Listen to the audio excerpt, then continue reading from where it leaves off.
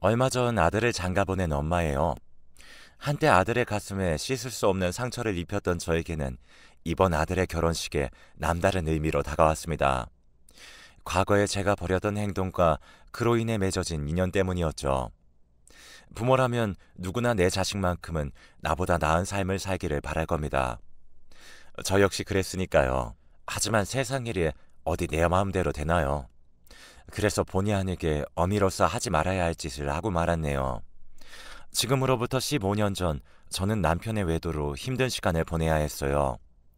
더욱이 용서할 수 없었던 건 남편의 외도 상대가 다름 아닌 제 고향 친구라는 거였어요. 고등학교를 졸업하고 함께 서울의 상경에 동고동락해온 친구는 제게 있어 친자매보다 가까운 사이였고 누구보다 속 얘기를 많이 나눈 친구예요. 그래서 배신감은 차마 다 말할 수 없었죠. 썩은 가지 잘라내듯 쳐낼 수 있는 상대는 아니라는 게 가장 큰 문제였어요. 함께해온 시간이 길었던 만큼 제 기억 속엔 친구와의 추억이 가득했거든요. 그러니 기억이 살아있는 한 영원히 고통스러울 수밖에요. 남편이요? 남편한테는 그다지 미련이 없었어요. 신혼 초부터 여자 문제로 말썽을 피워온 인간인지라 애저녁에 마음이 멀어졌었거든요.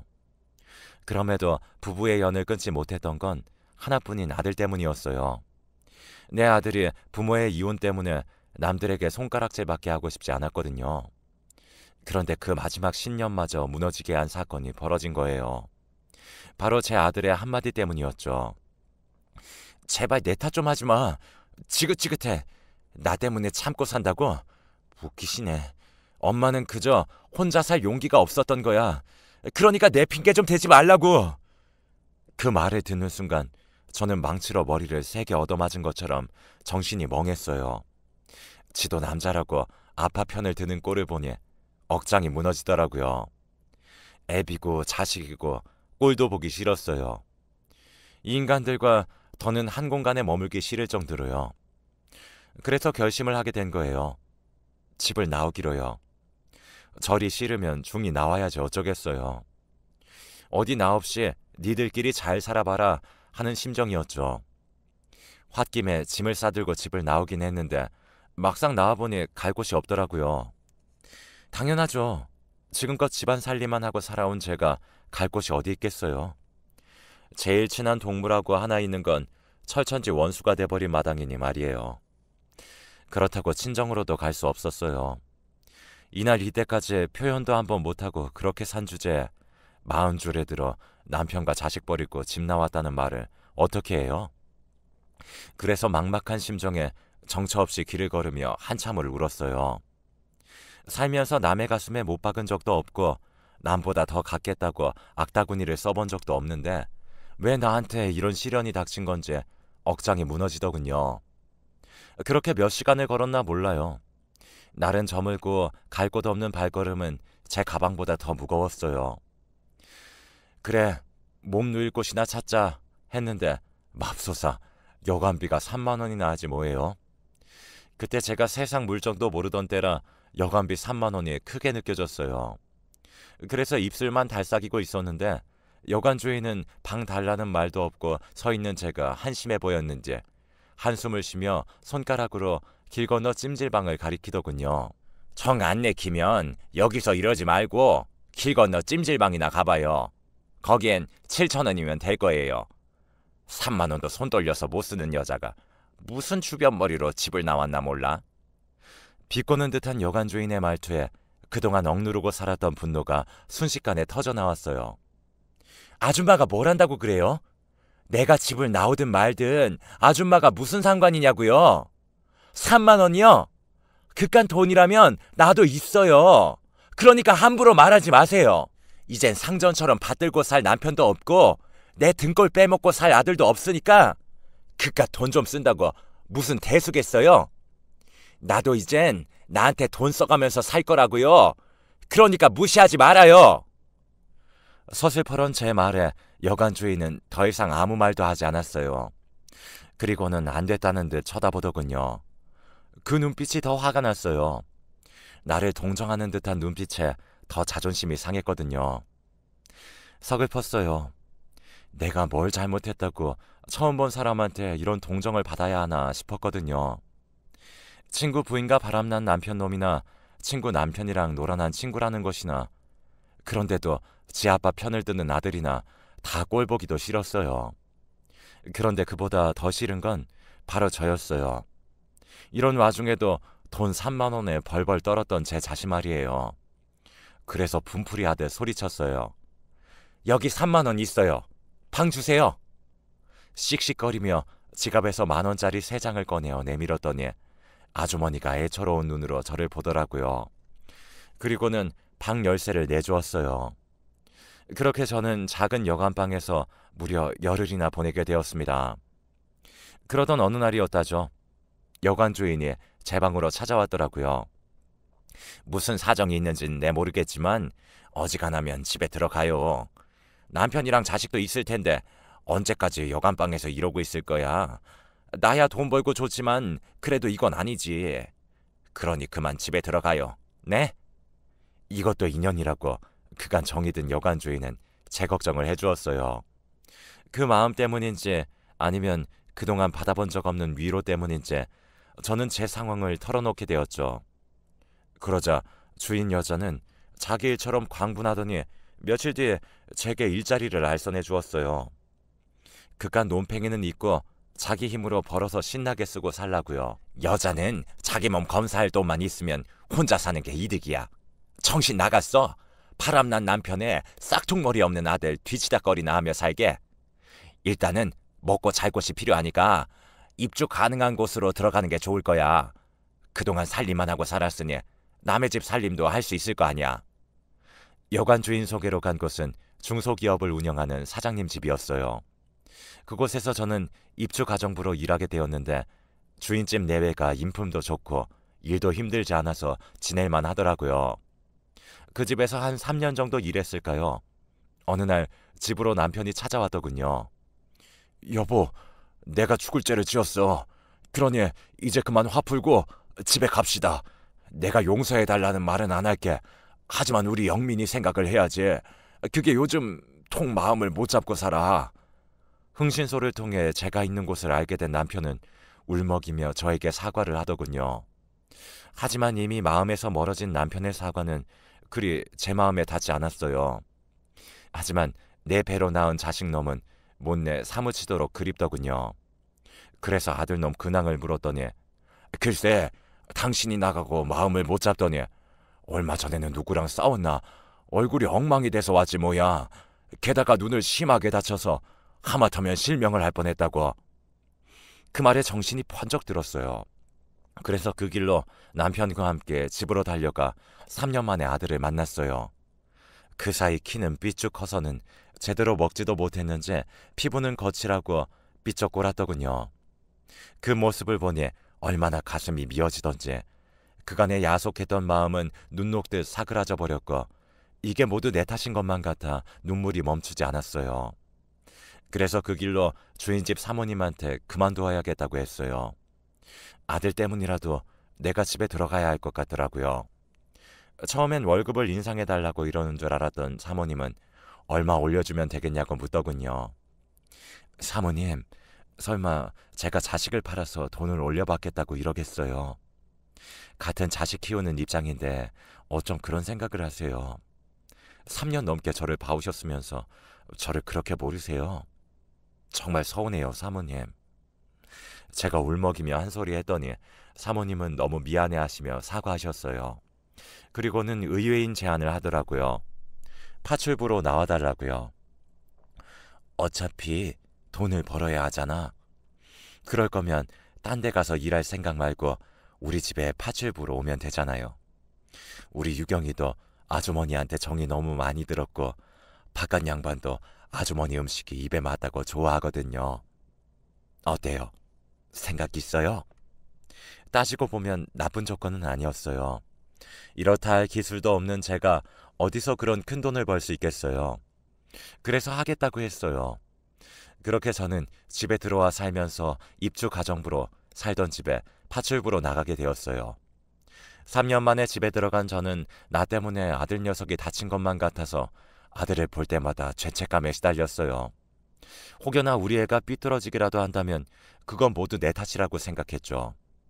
다행히 그 후로 아들은 예전의 모습으로 돌아가 착실히 학교 생활을 해나갔어요.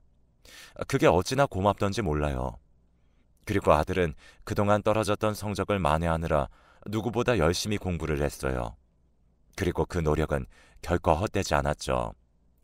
서울에 있는 4년제 대학에 장학금을 받고 들어갔거든요. 없는 살림에도 열심히 해준 아들이 자랑스러운 나머지 눈물이 다 나더군요. 아들 때문에 집으로 돌아오긴 했지만 남편과는 여전히 냉랭한 사이였어요.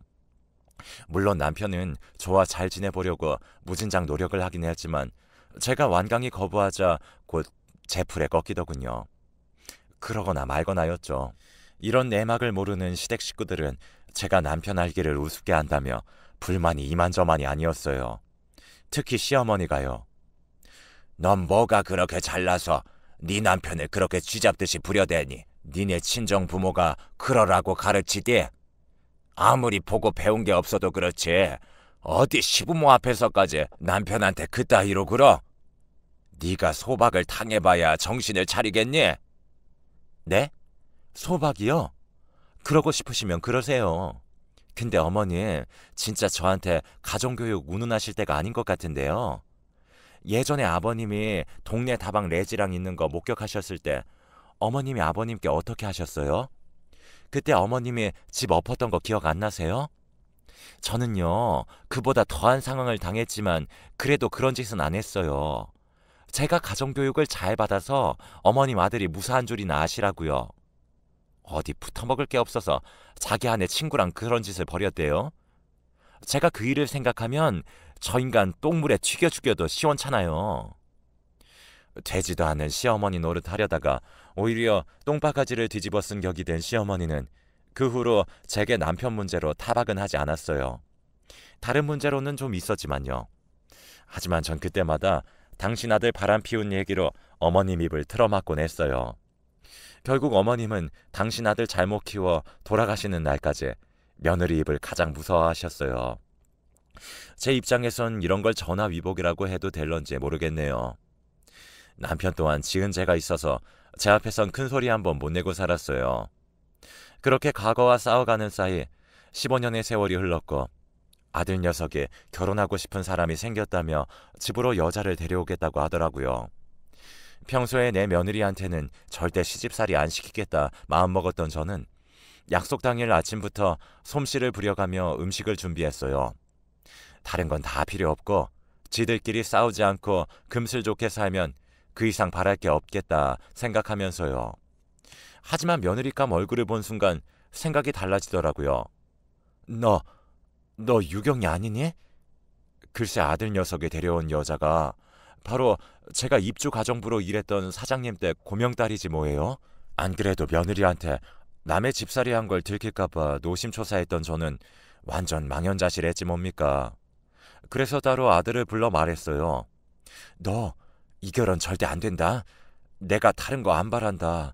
쟤 유경이만 아니면 돼. 쟤는 절대 안 돼. 하고 많은 여자 중에 왜 하필 쟤니? 넌 엄마가 며느리 앞에서 고개 숙이고 살길 바라는 거야? 그런 거 아니라면 당장 헤어져. 난 결혼 허락 못해. 나 엄마 말 안 들을 거야. 엄마, 혹시 유경이네에서 가정부 했던 거 때문에 그러는 거야? 그런 거라면 걱정하지 마. 유경이는 그런 일로 엄마 힘들게 할 애 아니니까. 겪어봤으니까 엄마가 더 잘할 거 아니야. 주인집 딸이 하도 착하고 예뻐서 며느리 삼고 싶었다며. 그래놓고 이제 와서 왜 이래. 그건 말이 그렇다는 거지 이놈아. 내가 빤스까지 빨아입히던 애를 어떻게 며느리로 들여. 그래서야 어디 며느리 앞에서 시어머니 위신이 서겠냐고. 너 그렇게 유경이랑 결혼하고 싶으면 이 엄마 죽은 다음에나 해라 이놈아. 저는 버럭 화를 냈어요. 그 바람에 밖에서 이 소리를 들은 유경이가 베란다로 달려나왔더라고요. 그리고는 제 손을 붙잡고는 제발 자기 좀 받아달라고 애원했습니다. 그 모습이 어찌나 애처롭던지 마음이 짠하더군요. 이 착하고 여린 것이 닭똥 같은 눈물을 뚝뚝 흘리며 사정하는데 어찌나 마음이 짠하고 안타깝던지 힘들더라고요. 하지만 제 입장에선 그렇다고 순순히 받아줄 일이 아니었어요. 설사 제가 받아준다 쳐요. 사장님 댁에서 이 혼사를 허락하겠어요? 어린 반푼도 없는 얘기죠. 내 아들 가슴에 대못이 박힐 게 불보듯 뻔한데 어떻게 허락을 해요? 유경이한테는 미안하지만 일찌감치 제 손에서 끝내는 게 낫죠. 그래서 울고불고 하는 유경이를 끝내 집 밖으로 내몰았어요.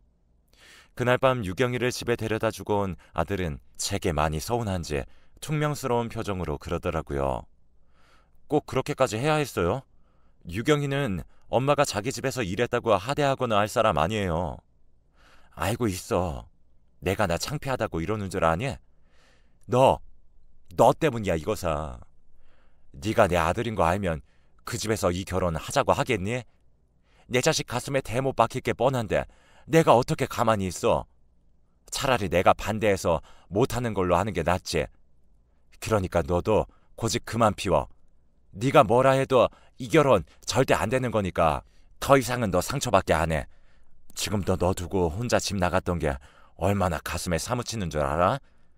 네 눈가에 난 그 상처를 볼 때마다 내가 가슴을 친다. 나 때문에 네가 그렇게 된 것 같아서. 다시는 너한테 그런 상처 주기 싫다. 하물며 남이 그러는 건 더 못 봐. 그러자 아들은 침묵한 표정으로 말없이 자리를 떴어요. 그렇게 스스로 마음을 정리하나 보다 했는데 그게 아니었던 모양이에요. 안사돈이 전화를 했더라고요. 만나서 얘기 좀 하자고요. 저는 애들 문제라면 그럴 것 없다고 말씀드렸어요. 이쪽에서도 반대하고 있으니 지들이 제 풀에 꺾여 조만간 그만두지 않겠냐고요. 그랬더니 안사돈이 아니에요. 저는 그 얘기를 하려고 만나 뵙자고 하는 게 아니에요. 자세한 얘기는 직접 만나서 드릴게요. 라고 하는 거예요. 그렇게 해서 양가 내외는 서울 모처에서 만나게 되었어요. 남편이 어차피 결혼을 시킬 것도 아니라면 굳이 만날 이유가 있겠냐고 반대를 했지만 그래도 말은 들어봐야 할 것 같아서 남편을 데리고 약속 장소로 나갔어요. 그 집 일을 그만둔 지 7년이 넘었지만 소탈한 모습이 예전 그대로였어요. 안사돈은 저를 보자마자 달려와 두 손을 꼭 잡고는 그간 어떻게 지냈냐고 하며 안부부터 물어봤어요. 그 덕분에 어색할 줄 알았던 분위기는 다행히 부드럽게 흘렀어요. 몇 마디 나누다 보니 오랜만에 만난 친구처럼 그렇게 편할 수가 없었죠. 전에 유경이 내에서 일을 할 때에도 안사돈은 부리는 사람 대하듯 하지 않았고 마치 동네 언니처럼 친근하게 대해주었거든요. 그렇게 가벼운 일상 인사를 주고받으며 분위기는 부드럽게 흘렀어요. 그러다 본격적으로 오늘 이 자리를 마련한 이유가 나오기 시작하면서 분위기가 무거워졌죠. 시작은 바깥 사돈이 열었어요. 오늘 이 자리를 마련한 건 다름이 아니라 정원이 어머님께 감사 인사와 함께 사과를 드리기 위해서입니다. 아시는지 모르겠지만 15년 전 우리 유경이가 한동안 방문을 걸어 잠그고는 방에서 안 나오던 적이 있지 않았습니까? 그땐 이유를 물어도 대답을 않더니 유경이를 통해서 며칠 전에야 그 이유를 듣고 얼마나 놀랐는지 모릅니다. 15년 전 제가 유경이 내에서 입주 가정부로 일한 지 반년쯤 된 때였어요. 유경이가 독서실을 간다고 나간 지 얼마 안 돼서 다시 집으로 돌아온 적이 있어요. 뭘 빠뜨리고 갔나 했는데 무슨 일이 있었는지 겉옷이 찢긴 채 옷 안쪽에 피가 묻어 있더라고요. 게다가 잔뜩 겁을 집어먹은 얼굴로 금방이라도 울음을 터뜨릴 것 같았죠. 무슨 일 있었냐고 물어도 대답도 않고 그대로 방으로 들어가 문을 잠갔어요. 그리고 며칠 동안이나 방 안에 틀어박혀 밥도 안 먹고 바깥 출입도 하지 않았어요. 사장님 내외가 아무리 방문을 두드리고 그렇게 불러도 요지부동이었습니다. 학교도 가지 않은 채 말이죠. 그러한 유경이를 방에서 꺼낸 건 편지 한 통이었죠. 당시 유경이가 펜팔을 하던 친구가 보낸 편지였죠. 보내는 이름도 적히지 않은 편지 봉투에 장유경이라고만 적어보낸 편지였어요. 사장님 내외 몰래 유경이 방 앞에 가서 편지가 왔다고 했더니 잠시 뒤 방문을 빼꼼 열고는 편지만 가지고 가더군요. 그리곤 그날 밤 주방으로 내려와 제게 먹을 걸 달라고 했어요. 며칠을 굶은 터라 쌀밥보다는 죽이 좋을 것 같아서 야채를 다져 야채죽을 만들어 주었죠. 죽 한 그릇을 다 먹은 유경이는 내일은 학교에 갈 테니 아침에 도시락을 싸달라고 하더라고요. 비록 제 딸은 아니지만 자식을 키우는 입장에서 그 말이 그렇게 반가울 수가 없더라고요. 그래서 다음날 도시락은 평소 유경이가 좋아하던 반찬으로 싸주었던 기억이 나요. 바깥 사돈은 이야기를 이어갔어요. 독서실에 가다가 불량배들을 만나 몹쓸 짓을 당할 뻔했다지 뭡니까. 그런데 마침 근처를 지나던 중학생이 유경이를 구해주었다더군요. 그게 바로 사부인 아들인 정원입니다. 그 말을 듣는 순간 머리카락이 쭉 하고 서버렸지 뭐예요. 머릿속에 떠오르는 일이 있었거든요. 제 아들이 실명 위기에 처할 정도로 다쳐서 돌아왔던 그 일이었죠. 그게 유경이를 구하려다 그랬던 거라니 손이 부들부들 떨렸어요. 왜 안 그러겠어요? 아무리 좋은 일을 하다 그런 거라지만 하마터면 내 자식 눈이 멀 뻔했는데요. 생각이 거기까지 미치고 보니 이 결혼은 절대로 안 되겠다는 생각이 들었어요. 그때였죠. 안사돈이 제 손을 덥석 잡더니 다짜고짜 사돈이라고 부르지 뭐예요. 사돈, 우리가 이런 인연으로 다시 만날 줄 누가 알았겠어요. 우리가 인연은 인연이었나 봐요. 뭐라고요? 인연이요? 누가 그래요?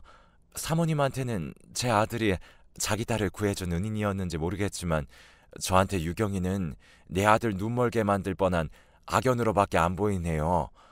사모님한테 유경이가 귀한 것처럼 저한테는 제 자식이 중요하니까요. 그리고요, 저는 이 결혼 결사 반대입니다. 내 눈에 흙이 들어가기 전에는 애들 결혼 절대 안 시킨다고요. 너무 화가 나서 온몸에 열이 확 오르는 기분이었어요. 그런데 그때 바깥 사돈이 제 앞에 무릎을 꿇지 뭐예요. 그러자 안사돈도 얼른 무릎을 꿇었어요. 정원이 어머님, 용서해 주십시오. 부모 마음은 다 같은 건데 저희가 생각이 짧았습니다. 내 자식이 귀하면 남의 자식도 귀한 법인데 정원이 어머니 마음을 헤아리지 못했어요. 늦었지만 진심으로 사과드립니다. 막상 이렇게까지 과한 사과를 받고 보니 내가 더 못된 시어머니처럼 보이는 것 같아서 기분이 좋지만은 않았어요. 그래서 불편한 마음에 사부인을 억지로 일으켜 세웠어요. 제발 이러지 마세요. 이러시면 제가 뭐가 됩니까? 울고 싶은 사람 뺨치는 것도 아니고 이러셔도 저는 결혼 허락 못해요. 그러니까 그렇게 아세요. 유경아, 아줌마가 미안하다. 하지만 난 널 며느리로 들이기 싫어. 네가 싫어서가 아니라 우리가 만난 상황이 불편해서 그런 거니까 너무 상처받지는 말아라. 미안하다. 저는 그 길로 자리에서 일어나 집으로 와버렸어요. 그런데 그날 밤 제 아들이 술에 잔뜩 취해 돌아왔더라고요. 아들이 저를 보자 제 어깨를 흔들며 자기는 유경이 아니면 안 된다고 울고불고 난리를 치더라고요. 이게 하다하다 술고장으로 지 엄마한테 반항하나 싶었죠. 그래서 아들 손을 뿌리치고 안방으로 들어와 버렸어요. 그렇게 며칠이 지났을까요? 옷장을 좀 정리하다가 아들 옷도 치워줄까 싶어 아들 방에 들어갔는데 벽장 안쪽에 조그만 상자가 하나 숨겨져 있더라고요. 뭔가 싶어 꺼내봤더니 편지들이었어요. 꽤나 오래전에 받았던 편지들인지 겉봉투에 찍힌 우체국 직인이 다 나라가 희미하더군요. 그런데 그때 제 눈에 확 들어온 이름이 있었어요. 보내는 사람 란에 적힌 이름이었죠. 장유경이라고 적혀 있었거든요. 그러면 안 되는 걸 알면서도 떨리는 손으로 수십 통이나 되는 편지를 다 읽어보았습니다. 그리고는 바닥에 주저앉아 대성통곡을 하며 울었죠. 편지는 15년 전 유경이가 제 아들한테 보낸 편지였어요. 당시 아들을 버리고 집을 나왔다는 죄책감에 그 또래 애들을 보면 아들 생각에 하루 종일 기분이 우울하고 그랬는데 그때마다 유경이한테 제 아들 얘기를 했었거든요. 그 얘기를 귀담아 들었던 유경이는 저를 통해 들었던 제 아들 학교와 반을 기억해 편지를 보냈던 모양이에요. 편지 내용은 하나같이 아들을 그리워하는 제 마음이 옮겨져 있었어요. 제가 유경이 도시락을 싸며 우리 아들이 제일 좋아하는 반찬이라고 했던 것, 같이 장을 보러 마트에 갔다가 남학생 옷을 보고는 아들 생각에 한참을 그 앞에 머물러 있었던 일과 문득문득 떠오르는 아들 생각에 눈시울 붉히던 제 모습들이 마치 영화 속 한 장면들처럼 가득 담겨 있었어요. 그리고 가장 마지막 편지에는 유경이가 자기 집으로 제 아들을 초대하는 글이 담겨 있더군요. 엄마한테 마음속으로만 미안해하지 말고 행동으로 보이라면서 집 주소를 적어 보내더라고요. 그러니까 그날 아들이 그 동네를 찾은 건 유경이 때문이 아니라 나한테 사과하기 위해서였다는 거예요. 결국 내 아들을 위험에 빠뜨린 건 바로 저였어요. 유경이는 제 아들을 위험에 빠뜨리지 않았고 오히려 나와 아들을 화해시켜준 장본인이었던 거죠. 유경이가 아니었다면 제 아들은 제 마음을 알지 못했을 거고, 그랬다면 지금까지도 자기를 버린 엄마를 미워하며 살았겠죠. 아들이 공부를 열심히 하게 된 것도 유경이랑 같은 대학에 들어가기 위해서 그랬던 거였어요. 이 사실을 안 이상 그냥 넘어갈 수는 없었죠. 그래서 유경이를 불렀죠. 그리고는 오래전 일에 대한 감사와 함께 최근에 제가 가슴 아프게 했던 것들에 대해 사과를 했어요. 이렇게 예쁜 마음을 가진 아이를 몰라본 멍청한 아줌마를 용서해달라고 말이죠. 유경이는 그런 말씀 마시라며 오히려 제 눈물을 닦아주더라고요. 그렇게 우리는 15년에 걸쳐 맺어진 인연으로 고부 사이가 되었습니다. 그리고 지금은 세상에서 가장 사이가 좋은 고부로 살고 있답니다. 친구와 남편 때문에 세상의 배신감도 느끼고 그렇게 어느 정도 살아내다 보니 알 만큼은 다 안다고 생각했는데 사람 인연이라는 것이 이렇게 사람을 치유하고 반성하게 만들 줄은 몰랐습니다. 우리 아들과 며느리한테 항상 고맙고 미안한 마음으로 살아가고 있어요. 여러분의 가정에도 건강과 복이 가득하길 바라며 좋은 인연들과 행복한 가정 이루시길 바랍니다. 제 사연을 마치겠습니다.